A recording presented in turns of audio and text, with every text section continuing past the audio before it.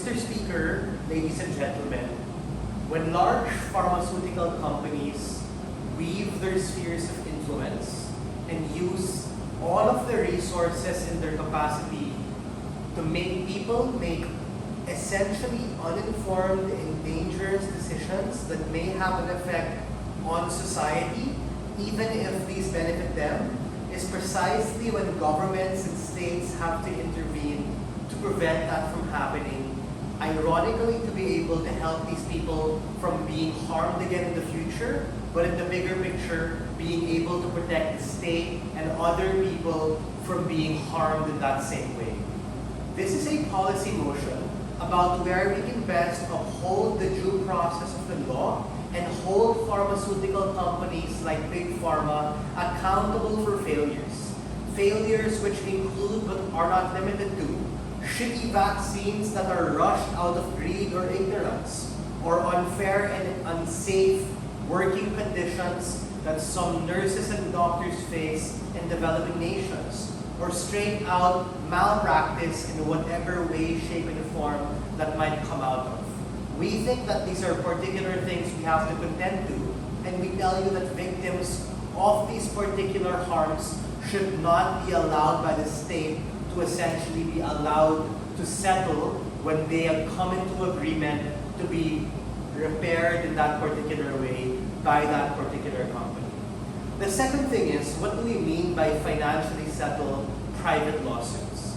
We think, similar to what I mentioned, individuals being able to be paid by that particular regard, no matter how big or how small, because we think that these particular individuals, even if they might be happy with that form of compensation, these large pharmaceutical corporations should not have that capacity to be able to quote-unquote buy out the people they've hurt, because we think that there's a fair chance that these people might actually accept that form of reparation, but furthermore, that's probably gonna happen again and again and again if people aren't able to stick it to the man and these corporations are able to buy their way out of it. So what do we tell you coming from our side?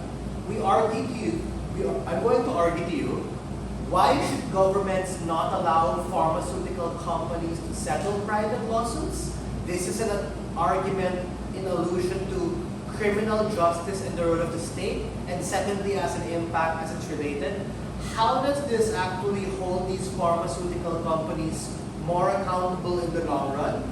An impact on retribution in forming this incentive structure of an actual check and balance for these particular individuals. The first level of analysis is that we need to understand that this isn't a public issue of national health, right? This is between individual persons, like I mentioned, someone working in that company or someone poorly affected by a good or service that pharmaceutical company actually created. But we do have to understand that these actually have societal bound, larger, wider effects. An example of this is with Theranos, ladies and gentlemen, where Elizabeth Holmes, for instance, was actually guilty, ladies and gentlemen, of promising that this blood test is going to be the next changing thing and we're going to be able to diagnose and prevent so many forms of things. And we tell you that if people who were affected by that particular technology were able to accept the buyouts offered by that company, we wouldn't be able to where we are today when we actually are able to crack down and hold her accountable for that entire particular scam. Because the point in which people are not allowed to take the buyout is the point in which you're able to rally support from the state, from multiple people affected, and from society to be able to hold them accountable. This is also particularly the case with that super OP AIDS or HIV pill, ladies and gentlemen, which actually cost what? Tens of dollars, but was being jacked up to be sold in the hundreds. We think that pharmaceutical companies operate on a business model where you have unlimited demand but have a limited supply.